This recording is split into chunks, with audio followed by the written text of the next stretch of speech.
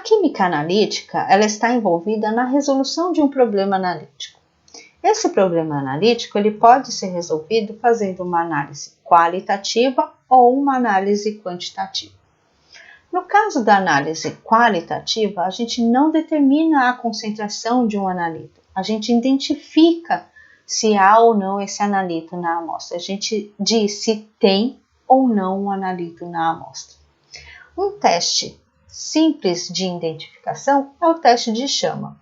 Tem aqui o bico de Bunsen, a chama do bico de Bunsen, o fio de platina e na ponta desse fio de platina eu coloco um sal. Esse sal em contato com a chama do bico de Bunsen produz essa chama amarelada. Isso pode ser facilmente observado em casa, deixando cair o sal de cozinha na chama do fogão. Vocês verificam a formação de uma chama amarelada. Essa chama amarelada é característica do sódio, então vocês conseguem identificar o sódio. É possível verificar outras colorações de chama, que é o mesmo princípio dos fogos de artifício, que tem diferentes sais contendo esses elementos, que produz essas diferentes cores. No caso da análise quantitativa, podemos fazer análise clássica, que é o que vocês vêm fazendo até então, são atividades de volumetria, atividades de titulações, ou fazer uma análise instrumental, utilizar um instrumento para quantificação. Nesse caso, vocês também já fizeram atividades envolvendo dois diferentes instrumentos, que é a potenciometria e a condutometria. Vão aprender as outras técnicas analíticas na análise instrumental 1 e análise instrumental 2. Hoje vamos trabalhar com análise qualitativa. Com relação à parte experimental, vocês vão ver que todos os ensaios de análise qualitativa de qualquer reação, de qualquer equilíbrio químico, não vai se utilizar o que vocês utilizam nos procedimentos de titulação. Agora vamos utilizar bastante para identificação do pH do meio, papel indicador, papel tornassol, aquecimento das soluções com bico de Bunsen, pinças de madeira para segurar os tubos de vidro para aquecimento. Vamos utilizar muitos tubos de vidro, estante para colocar esses tubos de vidro, espátula para pegar reagentes sólidos, beckers para armazenamento de solução, pipeta pastel de plástico para pegar diferentes soluções. É disponível um reagentário de soluções, de líquidos e de sólido. Aqui está mostrando a lista do que tem o reagentário de líquido. Tem vários reagentes numerados e com suas concentrações. Tem também o reagentário de sólido com vários reagentes sólidos disponíveis. Com relação ao procedimento experimental para aquecimento das soluções, ela pode ser feita em banho-maria, que tem esse instrumento, aqui dentro tem água, essa estante para colocar o seu tubo contendo a solução a ser aquecida, e aqui um visor que você pode monitorar a temperatura que você quer. Ou então fazer o aquecimento, que é muito mais rápido do que o banho-maria, que é o aquecimento no bico de Bunsen. O bico de Bunsen, para acender a chama, primeiro você tem que liberar o gás na válvula central. Nessa posição dessa válvula, o gás GLP flui pela mangueira e chega ao bico de Bunsen. Se a válvula estiver fechada, se ela estiver a 90 graus com relação à mangueira que leva o gás até o bico de Bunsen, você tem a válvula fechada e não vai haver a entrada do gás GLP. Desta forma aqui, você tem a liberação do gás GLP que chega no bico de Bunsen.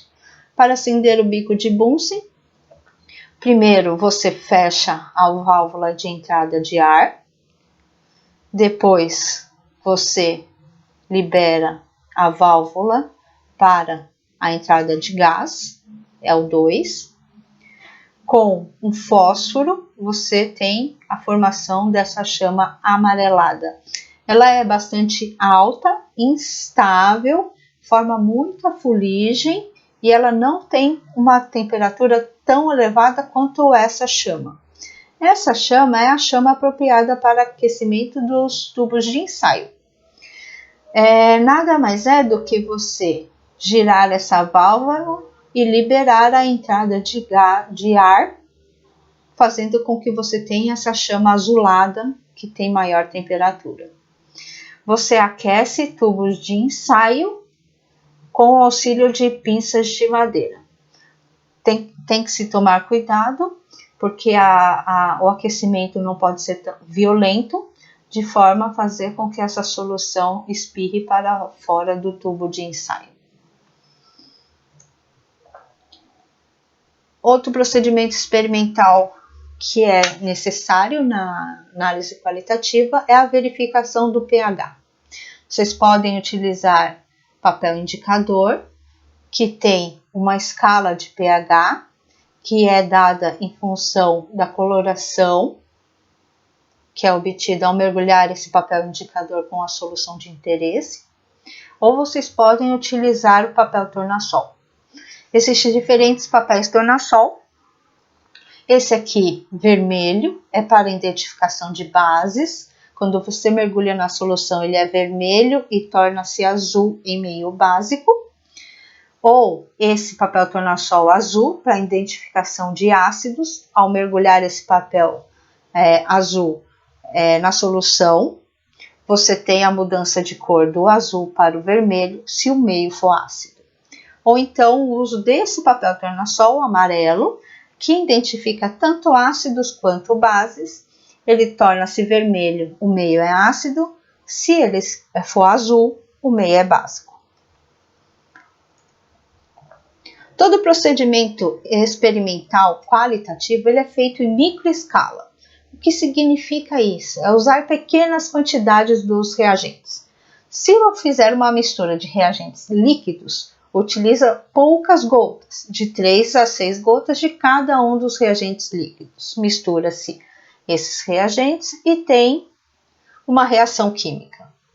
Mas se caso eu não tenha um dos reagentes líquidos, eu posso utilizar o sólido. Desta forma, eu pego, com o auxílio de uma espátula, a ponta de espátula, pequena quantidade desse sólido, coloco no interior do tubo de ensaio, coloco água para dissolver esse sólido. Quando ele está dissolvido, eu coloco o outro reagente que vai fazer a reação química de interesse e misturo, agito e obtenho o produto da reação química. Por que é feito em microescala? Porque fica muito mais fácil da gente verificar uma reação química. Pode ser uma mudança de cor, mudança de temperatura, formação ou solubilização de um precipitado. Então, desta forma, em microescala é muito mais rápido você verificar a reação química. Como eu disse, vocês têm que separar o precipitado para 4 diferentes ensaios. Vocês podem fazer essa separação por centrifugação. É importante tomar cuidado com a posição dos tubos de ensaio. Tem que se balancear muito bem o carrossel. Caso contrário, pode até quebrar o seu tubo de ensaio. Um jeito mais simples, se você não tem uma centrífuga, é a filtração simples. Nesse caso, vocês utilizam um funil de vidro e papel de filtro, que pode ser dobrado dessas duas diferentes formas. Aqui ele é dobrado ao meio 2 vezes e aqui ele é todo pregueado.